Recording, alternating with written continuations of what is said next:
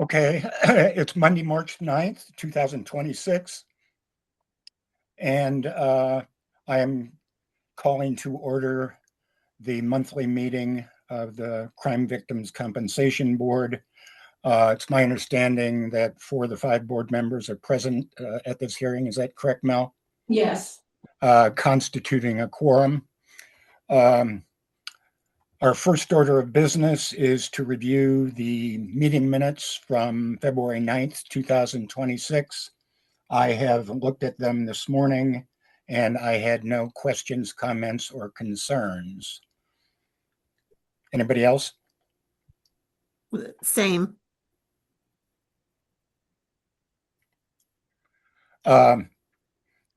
Not hearing any disapproval, then I will make a motion to approve as written the February 9, 2026 draft minutes. Is there a second for that motion? I'll second it. Okay, and all those in favor either say aye or raise their hand. Aye. Okay, it appears unanimous that the meeting minutes from February 9th have been approved. Next order of business is the compensation program report. Who do we have for that today? That's me. All right, I will go ahead and start sharing.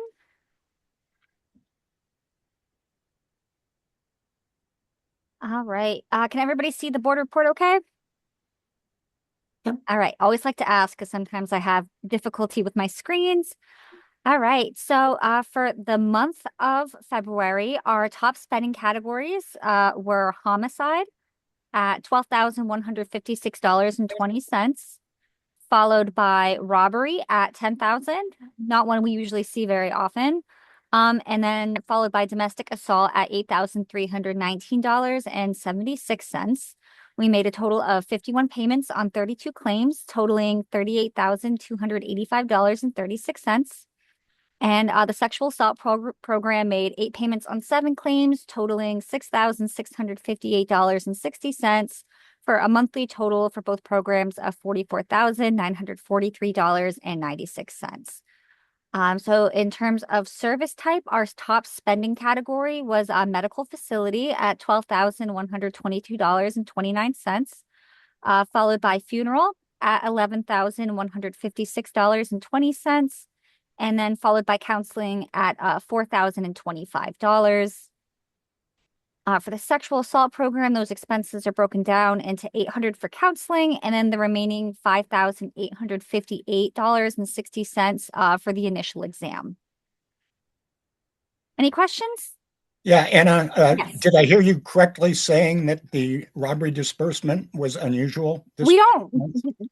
Robbery is just not something that we see. I'm sorry, there's construction noise right outside. It's a little noisy. It's just not something that we see very often, but we did have a claim that capped out in the month of February, so that's where that $10,000 is coming from.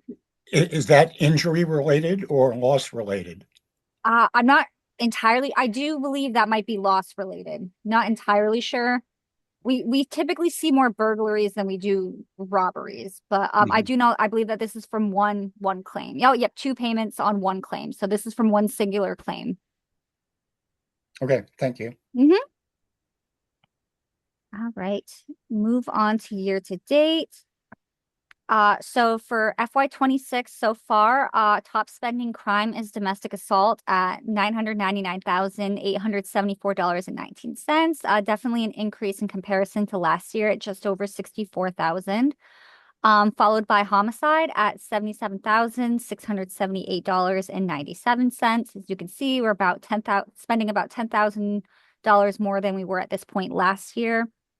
And then thirdly, aggravated assault at $68,212.16. For spending categories for FY26, our top spending category, sorry, let me just move this out of my way. Top spending category is a medical facility at $66,889.74, which is pretty consistent with what we were spending last year. Followed by lost wages at $63,067.54. Quite a significant increase to what we were spending in lost wages last year at this point in the year. And thirdly is funeral at $59,683.75. For a sexual assault program, we have paid a total of $68,470.42. Total for both programs this year has been $401,699.20 in comparison to $296,915.78 that we were spending at this time last year. Any questions before I move on to claims by county? No? All right. Actually, I do. I was trying to unmute. Medical, well, I'm looking for, counseling. Forget my question. Okay. Sorry. That's okay. Yeah, I didn't see it there on the screen. I'm good. All right, perfect. Moving on to claims by county. All right, so the Victims Compensation Program received a total of 39 claims for the month of February, 7 from Addison, 2 Bennington, 3 Caledonia, 9 Chittenden, 1 Franklin, 2 Lamoille, 1 from Orange, 3 from Orleans, 3 from Rutland, 2 from Washington, 4 Windham, and 2 from Windsor. We did not receive any claims from Essex or Grand Isle counties, which is pretty common. Those are usually the ones with the lowest amounts. So for February this year, we received 39 claims in comparison to last year, 22. So we did have a 77.27% increase in claims for this month. Year to date for FY26, we have received a total of 272 claims, which is pretty consistent with what we were receiving last year, 275. For February, the sexual assault program received 13 claims for a 27.77% decrease from last year. And year to date so far, the sexual assault program has received 116 claims, which is a 21.62% decrease from the 148 they received last year. And these are just the totals of the claims we have received each month for FY26.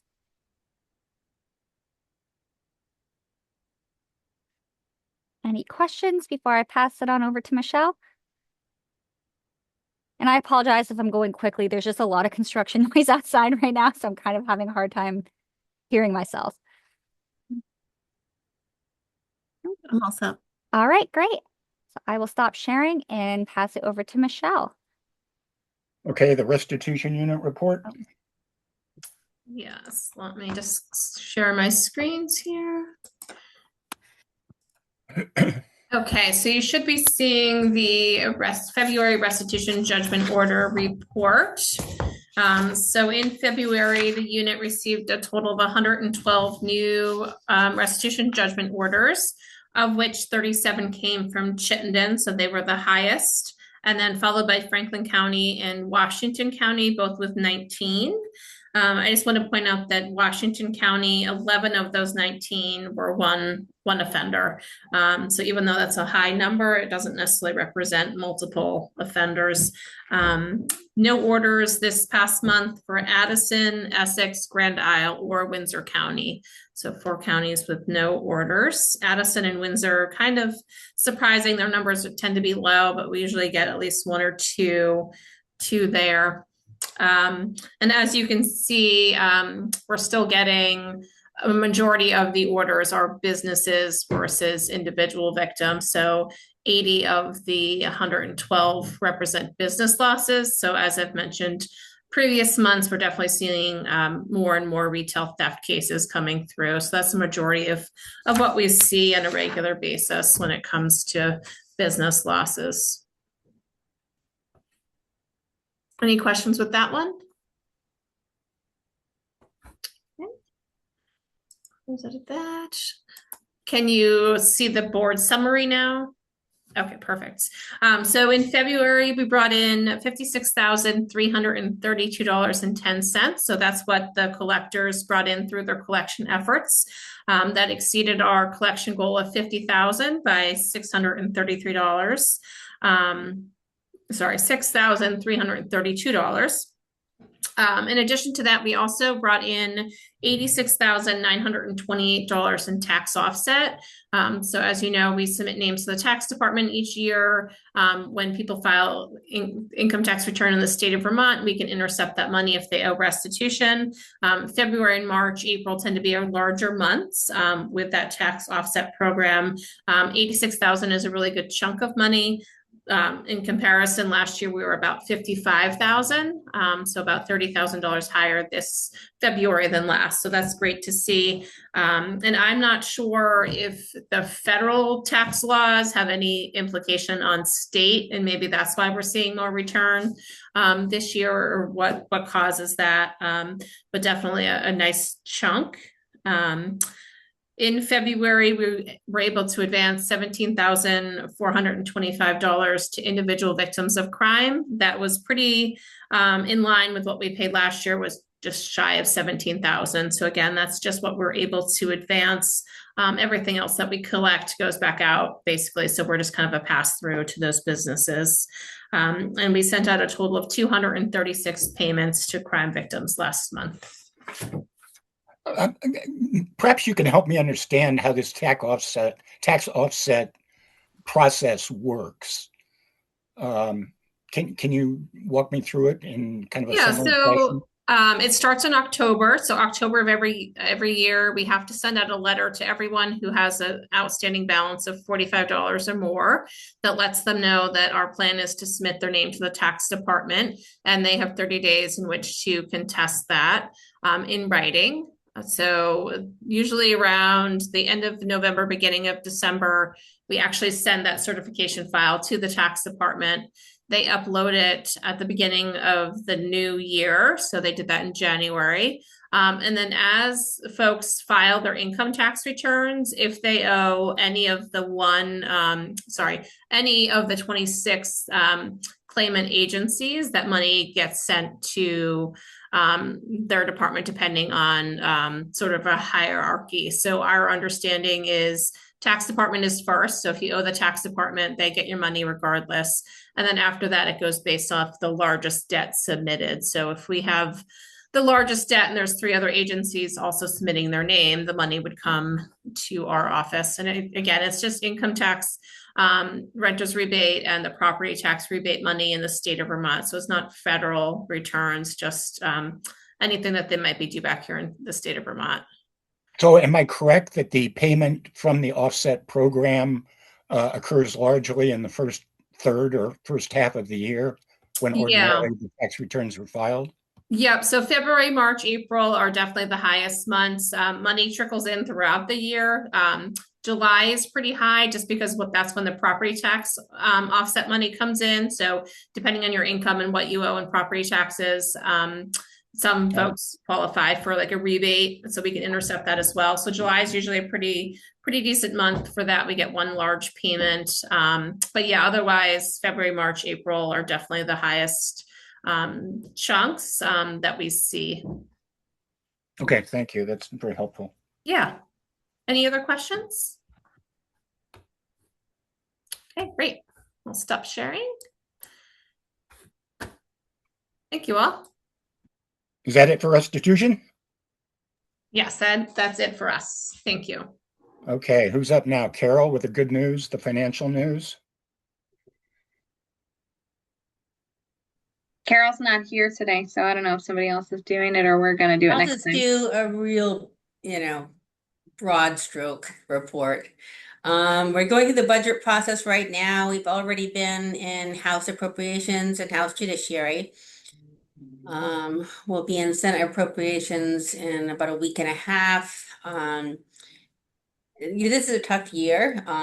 If you read the news at all, there's a lot of significant pressures in the budget. So what we're trying to focus on and establish is that we pass through a straight pass through about $2 million in grants to various entities that are general fund dollars or special fund dollars, for which we do not receive any administrative support for that function.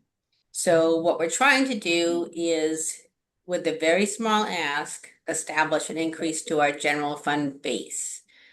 which would, at this point, if we asked for just 5% on that money, we'd be looking at an additional $102,000 to our base, which is important because that then continues to generally get the 3% increase, but also supports the administrative functions of the center because those pieces are not supported at all.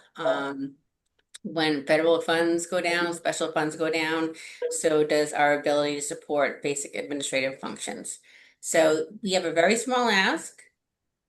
So far, it looks good. We know House Judiciary has put us on the priority list to try and give us some support, so we will see.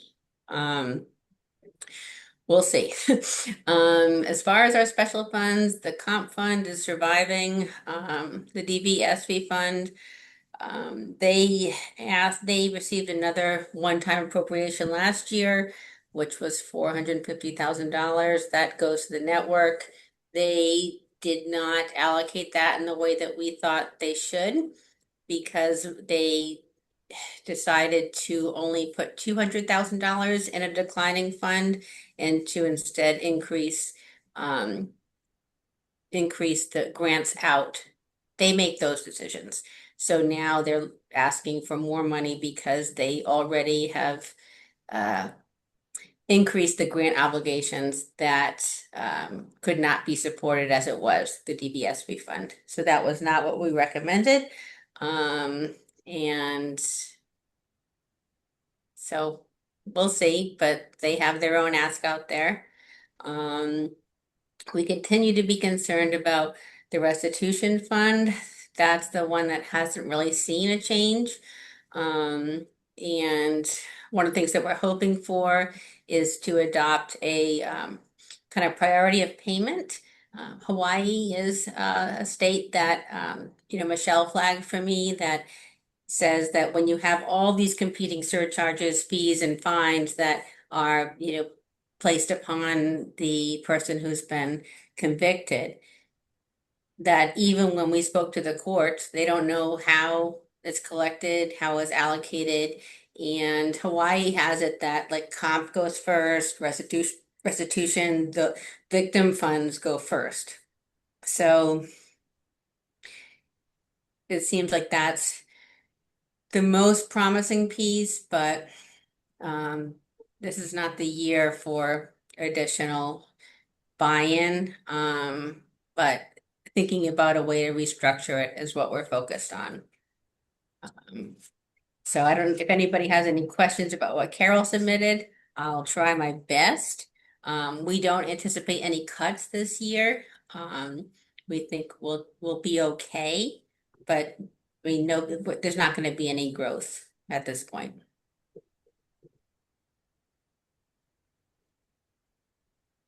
Okay, any questions or comments, folks?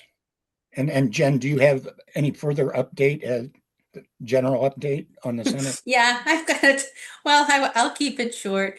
The legislature has been busier for me than I can remember in all of my years doing this, which is good because the center's like at the center, the center's at the center of the conversation. I've been involved in 14 different bills thus far, and a lot of good success with those at this point. So even when I'm really tired, I try to just say like, this is good. With respect to the board, in what's most probably a specific interest is one, testifying tomorrow, as I promised Dr. Katzman. We will be changing the definition of board member in our statutes beyond a licensed physician to a licensed medical professional.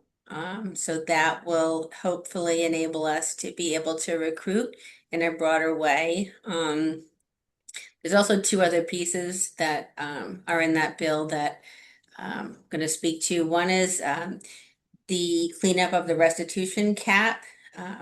Several years ago, Michelle might know the exact year, but we had looked at the fund and thought, As enacted, it was a $10,000 potential reimbursement. And what happened was the center said, maybe we'll change it to $5,000 cap.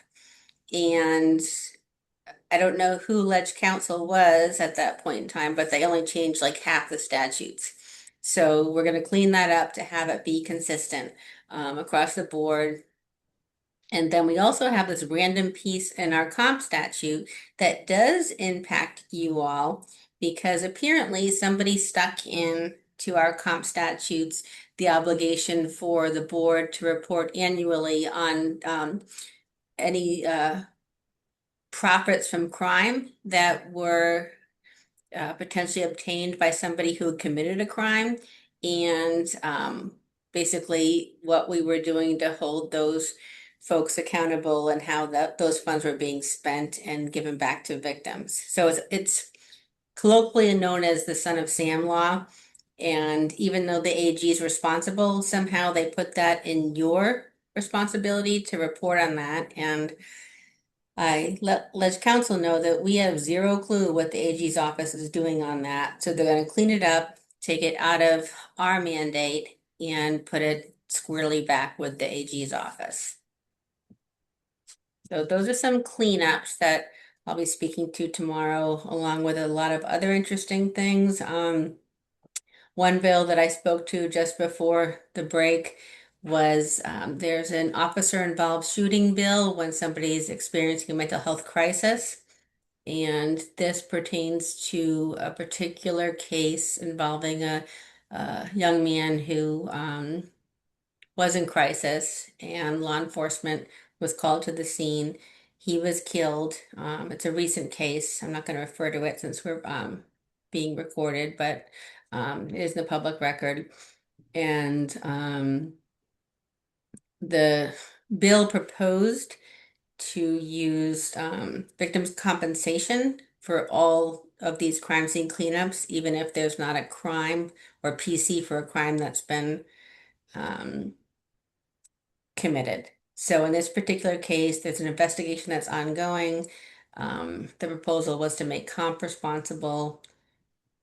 Unfortunately, the sponsor was encouraged to contact us on several occasions by ledge counsel and never did. So I had to basically go in and say, this is something we can and could never support as written. So I don't think it's going to go anywhere, but that would be catastrophic for the fund if we were to be covering all officer involved crime scene cleanups when there's no PC for a crime.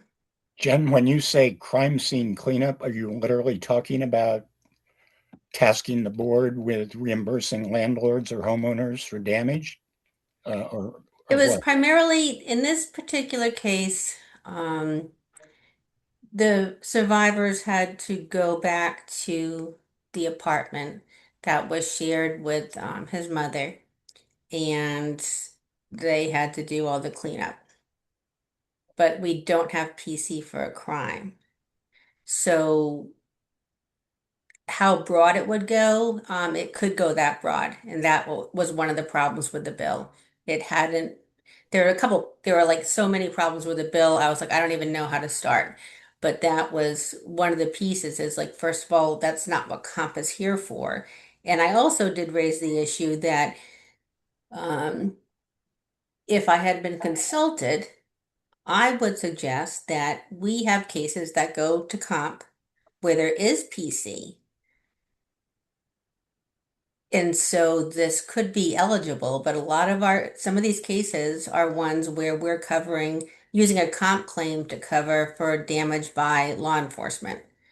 And I know some people with comp will recall I think there's a $30,000 crime scene cleanup we had to do due to like tear gas and bombing and windows out. And I said, for me, that would have been a more thoughtful conversation is how can the state assume those expenses versus victims' compensation?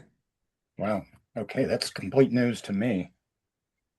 Yeah, it was a bill I didn't think was going to go anywhere when it popped up, and I'd gotten two warnings from Ledge Council, like, hey, this bill's coming up. We've asked the lead sponsor to connect with you. And then I was like, okay, well, never heard. And then when it popped up, I spoke to the chair of House Judiciary. I'm like, this bill is so bad in so many ways. I really sympathize with the survivors, of course, but this is not, we could have had a better conversation about how to do this. So you never know what you're going to get there. But it doesn't look like it's going anywhere. It's crossover this week. It's not on the schedule, so I expect it will die because they also had recommendations for the Criminal Justice Training Council, and they said the same thing, like, we weren't consulted. This makes no sense. There's so many problems with this. And so I don't think it's going to go anywhere, but that's why I feel like when I go into the session, I carry the shield more than the sword. Prevent bad things from happening. Uh, But I'll save you all the uh, details of the very many bills I've been working on and wait to see what actually crosses the threshold. But so far, so good. I'm optimistic. So knock on wood. Also, again, it's Crime Victims' Rights Week. We're having our event in mid-April. We have a great speaker secured. He is a national expert in victims' rights, really creative thinker. His name's Russell. I don't want to say Russell Butler. I want to say Russell Butler. And he's again a professor, an attorney, and he's really creative about thinking outside the box. No surprise, he looks at our laws and is like, yeah, your laws are really bad. And I consult with him on many occasions to try and think about ways to do things differently. But we're hoping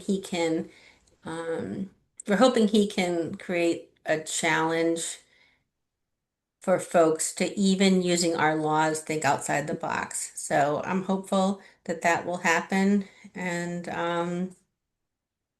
yeah, that's pretty much it. okay, is anything else to report, Jen?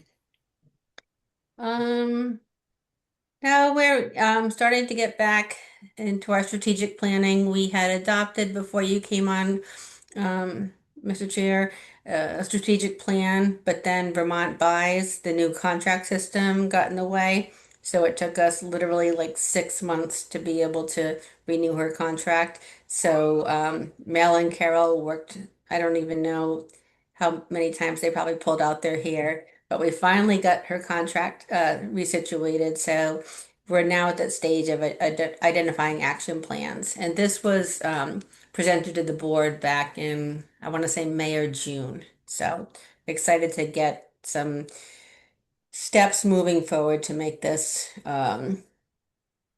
realizable.